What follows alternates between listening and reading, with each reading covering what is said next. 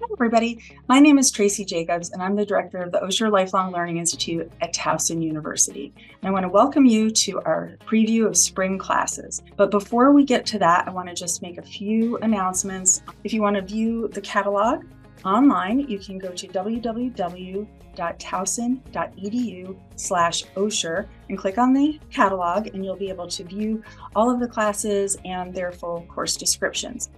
Registration starts Tuesday, February 6th, and we encourage you to please register online.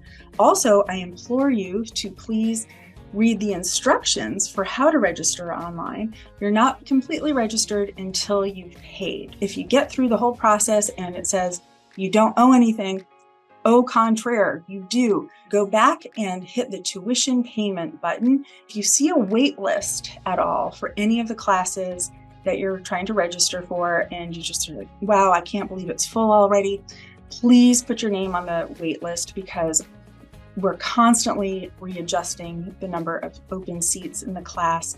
It's the way we can manage all of the seats for everybody. So it may just be that just like that, you get right into the class off of the wait list, but we won't know until you put your name on the wait list. So it's very important. If you want to mail in your registration, you're able to do that, but please, please, please also email us so that we know that you've sent in your registration. We'll keep an eye out for it. A little bit about our schedule. Mondays and Fridays are online only, and then Tuesday, Wednesday, Thursday are our in-person classes. For the most part, all of our online classes are recorded, but note if in the catalog you see that it's not recorded, just make note. None of our in-person classes are recorded. We're really getting ready now to see and hear from your instructors. Before we do that, I just want to take a moment to thank everybody for your continued participation. And if you're a new member, I want to welcome you. Thank you so much for joining Osher at Towson University.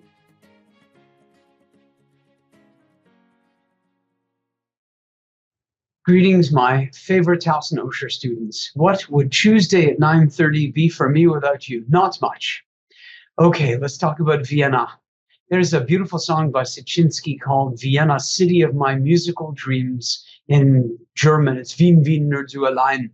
Vienna, only you alone. And only you alone sums up Vienna musically and or otherwise. It's the capital of the Habsburg Empire, meaning it has endless amounts of money and architecture and art and music. What else can you say about Vienna? Let's limit ourselves to music because time is so very short. Before Haydn comes along, Vienna is rather insignificant musically. There are composers who we'll listen to, and their music is good, but it's Joseph Haydn, when he starts working for the Esterhazy family in 1760, that begins to raise the bar. And then, of course, Mozart comes along, first as a child in 1764, and then really as an adult in 1782, 1790, and the year of his death, 1791. That's when everything just goes up several notches in quality. And then, of course, there's Beethoven, who makes Vienna his home, his adopted home. And he lives in Vienna from 1792 to his death in 1827. And how beautiful is Vienna portrayed, its history portrayed in his music in some ways, for good and bad. Very, very interesting. Beethoven, the early Beethoven, the middle Beethoven, and the late Beethoven are all Viennese incredible works. Schubert, a native-born son of Vienna. We have to talk about the only one of these great composers so far that we're talking about is actually born in the capital imperial city. And what incredible masterpieces he did produce. 31 years, and he managed to compose over 1,000 pieces of music. And then, of course, there is Brahms, also not a native of Vienna, from Hamburg, but comes and makes Vienna his home for the bulk of his creative life. And finally, there's Gustav Mahler, who makes Vienna his home. And in fact, the job at the Vienna Court Opera was the job Mahler wanted more than anything else in the entire world. And he got it for about a decade and then couldn't stand it anymore. And came to this country only to work here for a few years and then go back to Vienna to die there. Vienna, the city of our musical dreams. And indeed it is. I hope you will join me. I always look forward to our discussions. I look forward to what you have to input into this, and I look forward to sharing music, art, life. It's too bad we can't have coffee and croissants, because that's really huge in Vienna. And a little schnapps. It's 9:30, but I don't drink anymore, but maybe you do. All right, that's enough. Auf Wiedersehen. Tschüss. Grüß Gott would be what they would say in Vienna. Yeah, Grüß Gott. I look forward to our classes.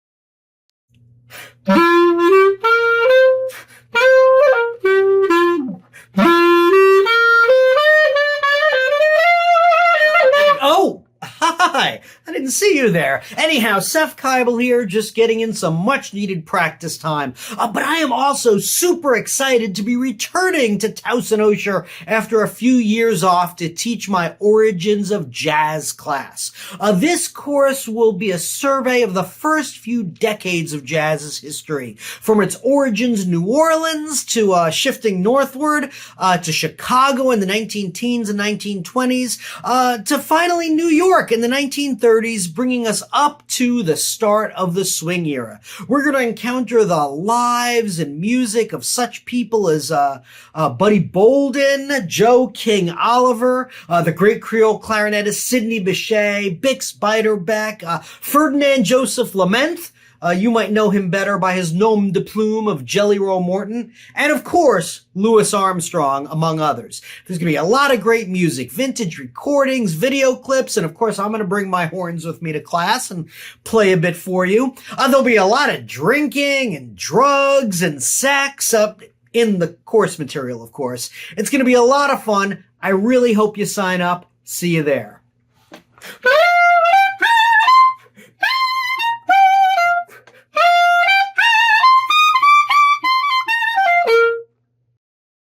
Hello, my name is Lisa Woznicki, and I am a returning Osher instructor. I'm here today to invite you to take my course, Women Composers of the Romantic Era, Part 2.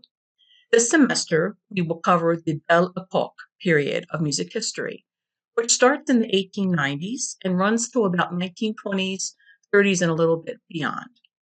Our composers will feature the following three women: the French woman Melanie Bonny, an outstanding composer who attended the Paris Conservatoire and whose works range from solo voice and piano to solo piano to sonatas to orchestral works and even beautiful choral works.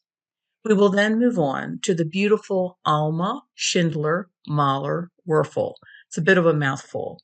And yes, she is the wife of that Mahler, Gustav Mahler. But you may not realize that she was a composer in her own right before she ever married Gustav. And we will end our journey with Florence Beatrice Price, an outstanding African-American woman composer whose works sadly lay in oblivion for decades until a chance discovery brought attention to them, and they are now taking their rightful place on concert stages and performance programs. You don't have to have part one under your belt to take part two. You don't have to have an extensive musical background. I go over music pieces with you so that it will enhance your understanding of the piece and hopefully your enjoyment. I focus on biographical content and tell you stories, and then we listen to a selection of featured musical pieces that we will discuss and play in class through performance videos. You will also receive a book list and a Spotify playlist and a list of all the performance videos with links that we cover in class. So I hope that you will come and enjoy this journey with me and explore the lives and works of these three outstanding women composers. All of them have such compelling lives that they are worthy of a motion picture retelling, but only one of them has actually been the subject of a feature film. To find out who that is, you'll have to take my class. Thank you so much. Hi, my name is Lisa Woznicki, and I'm a returning Osher instructor. And I would invite you today to enroll in my course, Women Trailblazers of American Popular Music. If you're like me, you probably grew up listening to popular music on the radio. And when you heard songs sung by women performers, if they appealed to you, you may have sung along, tapped your toes, snapped your fingers, danced, and really enjoyed them. But what you didn't know is that the road to get on the radio for those women was a hard-won battle because they worked in a field that was dominated and men. In this course, we will look at the contributions of women to American popular music, starting in the 1890s and going up to the 1970s. We will cover a variety of musical styles, ranging from blues to jazz to country and pop and more. We will feature selected performers and their works in class through discussion and by watching performance videos. We will cover names that you will probably recognize, like Billie Holiday and Dolly Parton and Loretta Lynn, but I'm hoping to introduce trailblazers that you may not know, such as Big Mama Thornton, Sister Rosetta Tharpe, and the International Sweethearts of Rhythm. So come along with me and tap your toes and get up and dance if you wish, the 23 outstanding women trailblazers of American popular music. Thank you. Hi, my name is Emmanuel Abramovitz, and I will be teaching a class called The Top 25 Film Scores of All Time. The American Film Institute released a list featuring beloved classics.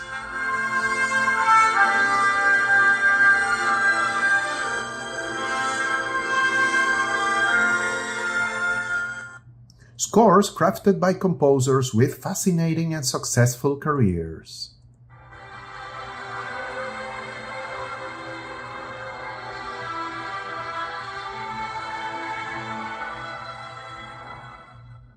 Join me on a journey exploring how these historic pieces were created.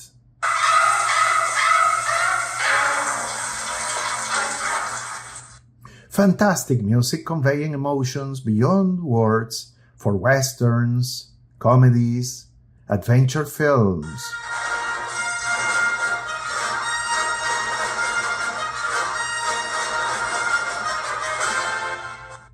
For thrillers, film noir, science fiction, and epic films.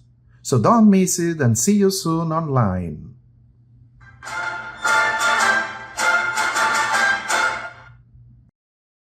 Good to see you all again.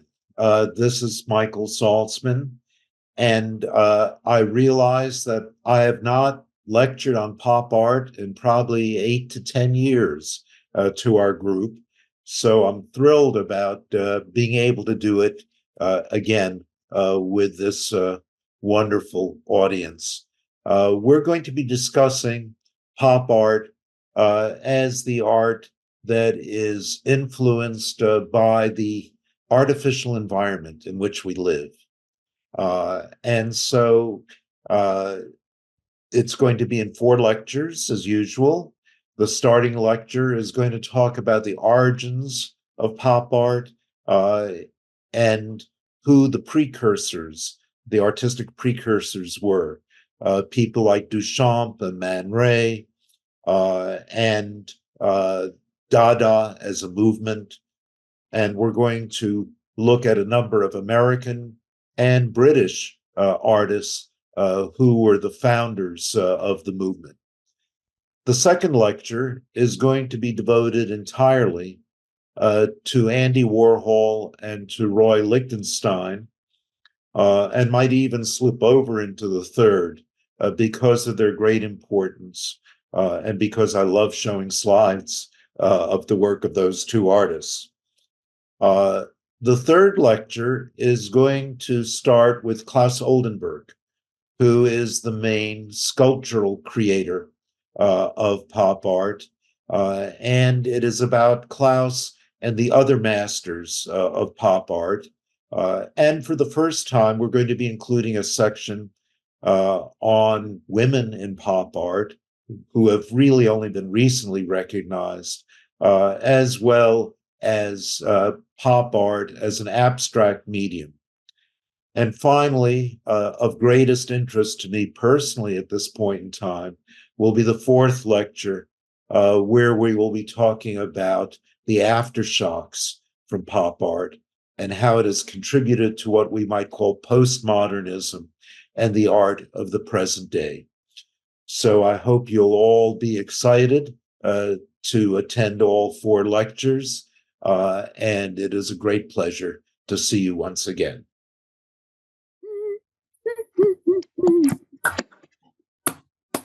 Darling, it's that time again. The Tony nominations? No, the Osher Institute. 8 plays everyone should know? Of course. You're back with the same format? Naturally.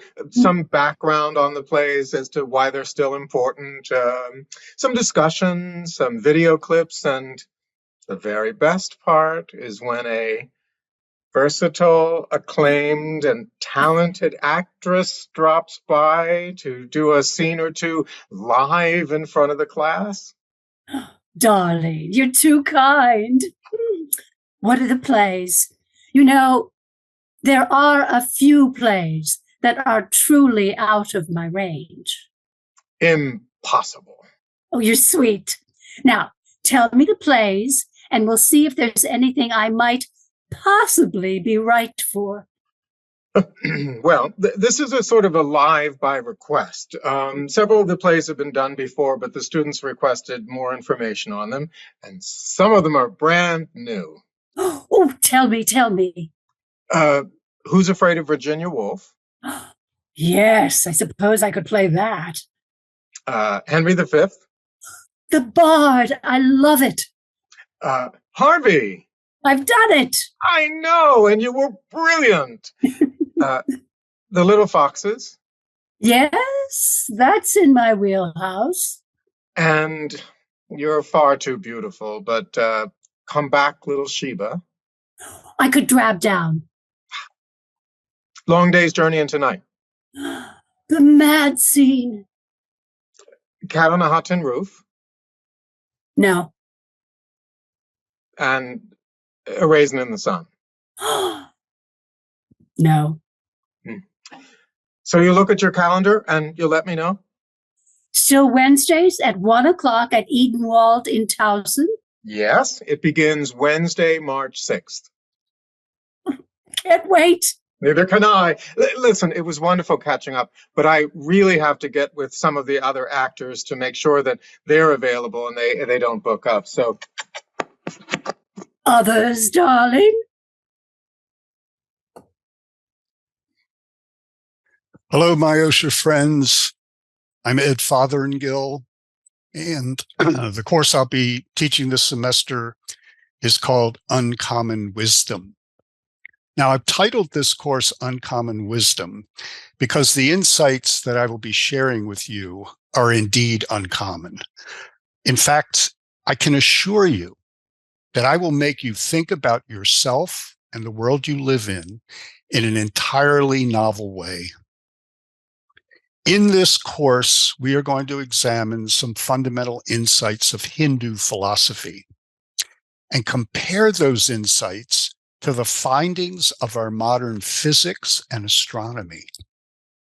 You'll be astonished to see that Hindu philosophy and modern science run on parallel tracks, and they eventually intersect in a region of wisdom that is truly uncommon.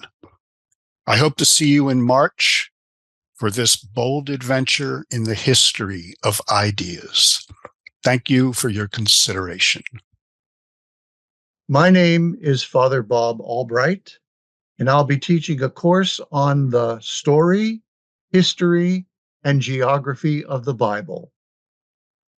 For those of you who have taken one or more of my classes in the Bible, this course was made for you because it will put everything you have learned about the Bible in perspective. For those of you who have never taken any of my classes on the Bible or any course on the Bible, this course was made for you because it is a perfect way to begin to study the Bible in perspective. While I will be narrating the story of the Bible, you will have in front of you pages of charts with history, dates, and names and places that will correspond to the story you hear me telling. I will also bring along many pictures of the geography of the land on which this story has taken place.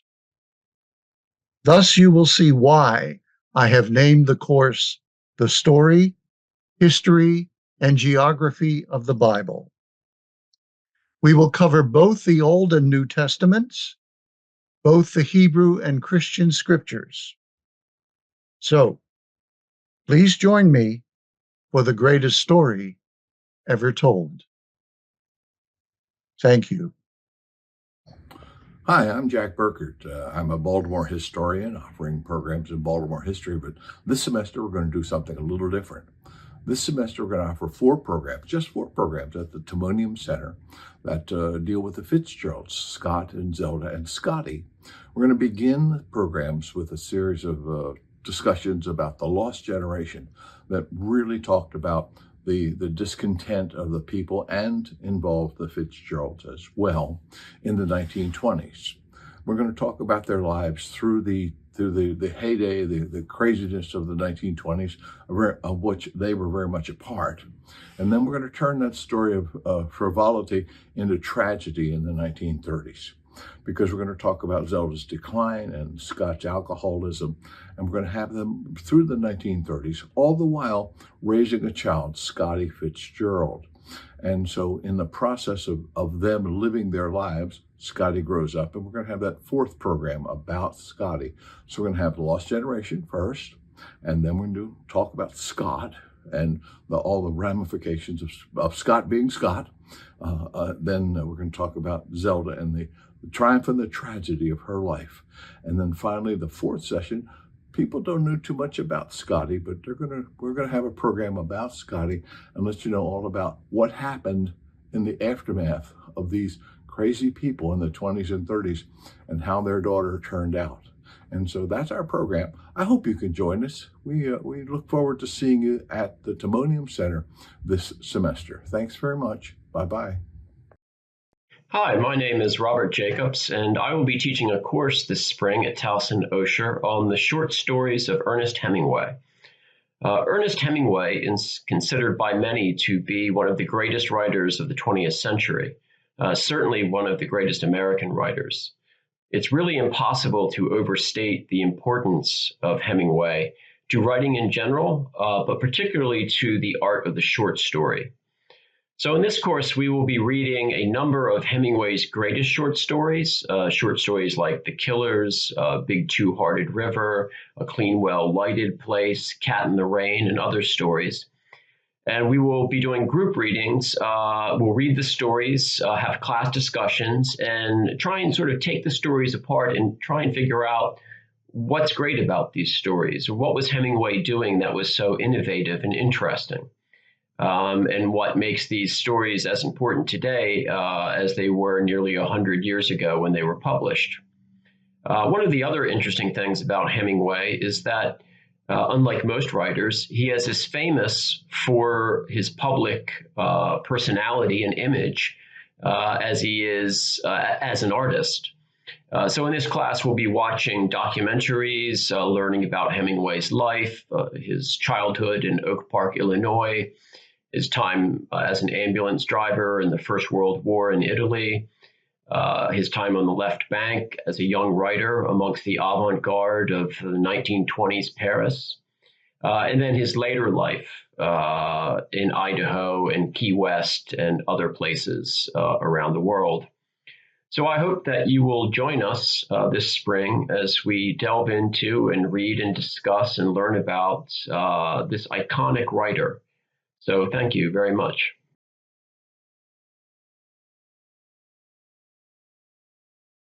Hello, my name is Dr. Bob Baer, and I'm going to be teaching Myth and American History at Osher this spring. Now, the concept of history does not describe what happened in the past. History is, in fact, an interpretation of the past from a modern perspective. Societies select and promote information about their past to help people develop a sense of their identity. Much of this material is often overly simplified, half true, excessively biased, and sometimes just false. It's often difficult to separate legend and popular misconceptions from historically accurate information. A great deal of what we describe as history could actually be called myths. This course will identify many of the mythic stories of America's past, explore why these myths became widely accepted, the role they play in our society, and what historians today say really happened. It will attempt to assist students to think critically while challenging widespread misunderstandings. It will examine how popular culture, politics, and education influence our knowledge of the past.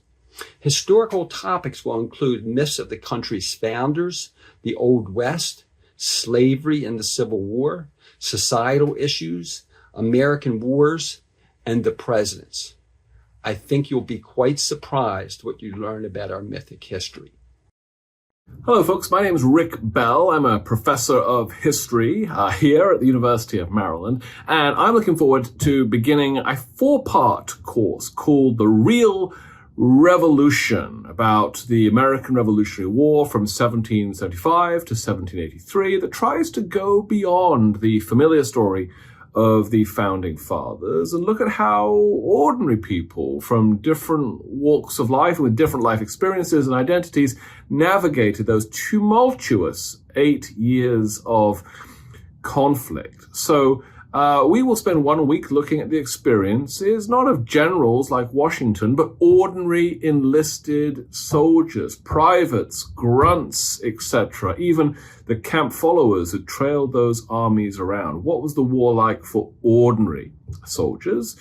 We'll also look at the experience of non-combatants, civilians, people on the home front, many of them women and children, of course. What were their lives like as a result of the chaos of the coming of that war? And then we'll also look at some less familiar groups, like, for instance, white loyalists who engaged in this war against white patriots with the same ferocity as folks in the American Civil War. In fact, many people called the revolution a civil war at the time.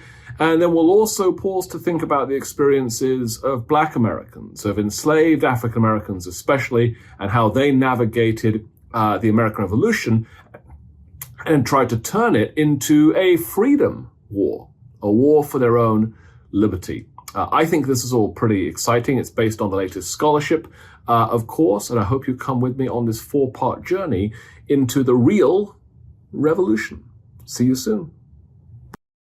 I'm Jack Dans. This is my first experience at Towson Osher. I've taught at Osher at Johns Hopkins, and I've taught at Renaissance Institute at Notre Dame. And I have a BS in American history and European history from Virginia Tech. So this course is titled America's Cultural Regions.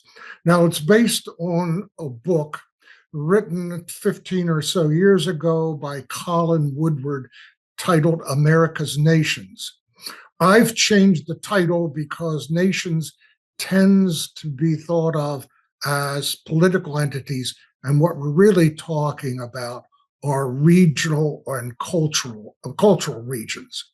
So the basic premise is that North America is essentially comprised of 11 or so cultures, each with its own unique historical roots dating back to their founding.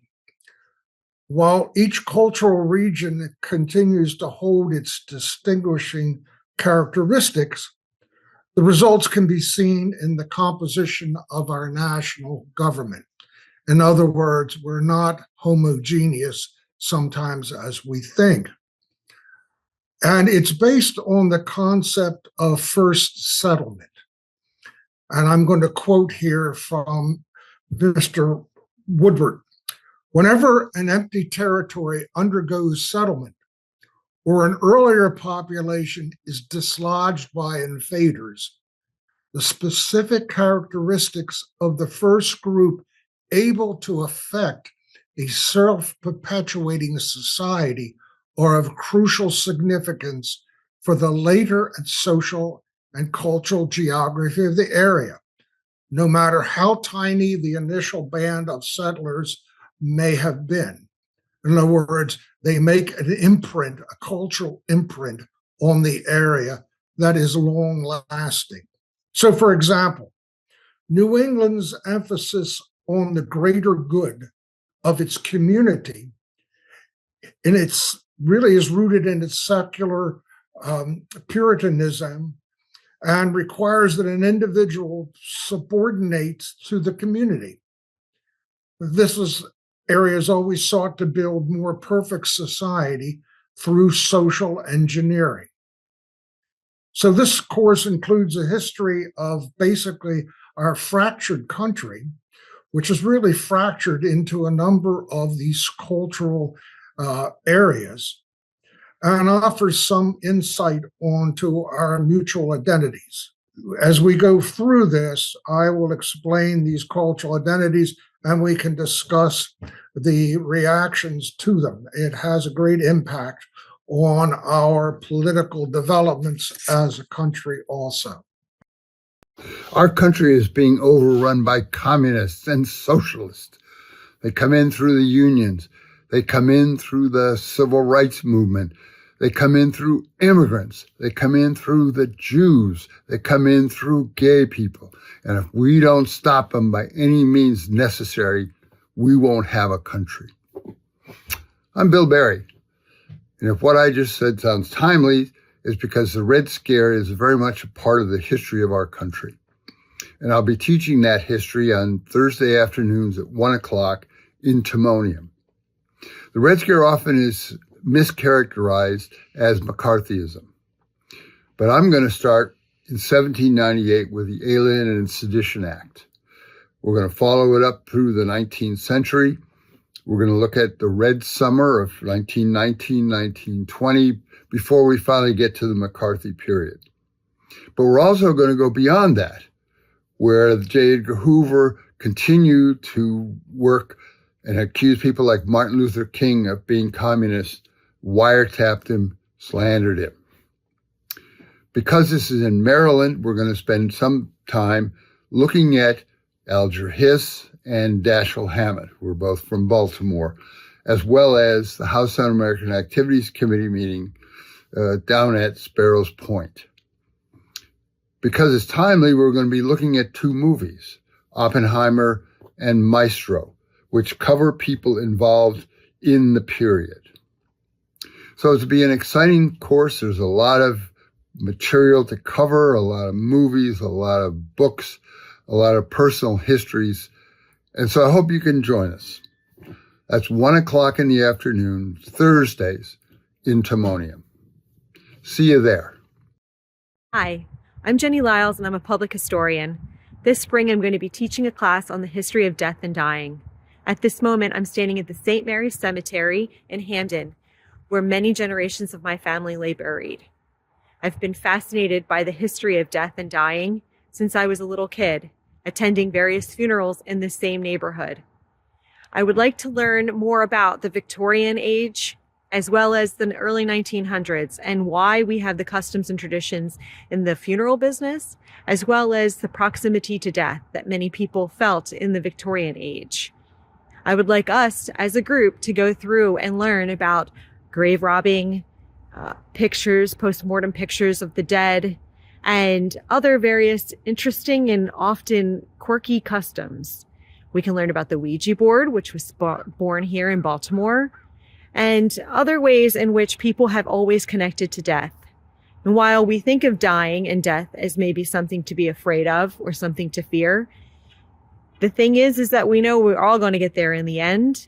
And I'd like to take, as much as I can, a comedic approach, looking at the most bizarre customs, more interesting traditions, and trying to understand how our history got to where we are today. And what is the future looking like? Will we still be sitting in cemeteries in the future? So why don't you come along with me? I'm kind of quirky, I'm pretty interesting, and I like learning about everything as much as you do. So we'll learn together. Okay, see you this spring when we've thawed. Bye. Hi, my name is Barbara Resson. And did you know that centuries ago, it was men that wore makeup before women? One well-known man, one unknown man, and 4 women all contributed to creating the multi-billion-dollar industry that we know of today, that's makeup. And it started in the late 1800s. Today, these companies are Avon, Revlon, Elizabeth Arden, Helena Rubinstein, Estee Lauder, and Mary Kay. They all started companies that led to the creation of this industry we know as makeup. One was started in the late 1800s by a man with a unique selling technique. He was actually selling books at the time. Two of the mavens, two women, were lifelong enemies, were never in the same room together, and yet their careers paralleled 6 decades. These two women are considered the creators of the industry. One of the mavens started her business at the age of 45, and in 16 years, built it to become a multi-million-dollar corporation. Finally, one started her business by giving away free samples. She's credited with gift with a purchase, which is very common today, and started making her face creams in her kitchen. In all, there were 2 immigrants, 5 women, 2 men, a variety of religions, as well as personalities. Which ones were philanthropic and left timeless legacies? And who was the least generous with his or her money? Which company today has been doing business in each of the last 3 centuries? For the answers to these questions and so much more about the history of makeup, which was once considered something that only actresses or women with loose morals wore. We'll also learn about the history of makeup and how lipstick became a symbol for the suffrage movements. I hope to see you in the spring. Take care. Thank you.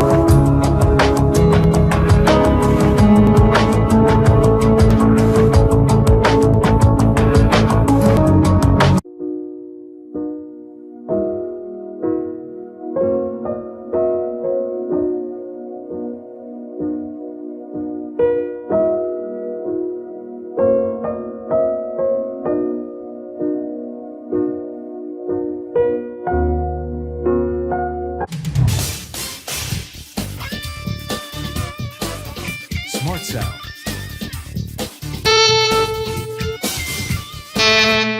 A dust storm nearly twice the size of the United States blankets Mars's southern hemisphere, reducing sunlight. The dust even grounded NASA's Ingenuity Mars helicopter, postponing flights until conditions improved. Despite the challenges dust creates for spacecraft, studying storms is critical for creating future weather forecasts and preparing for a potential human mission to Mars.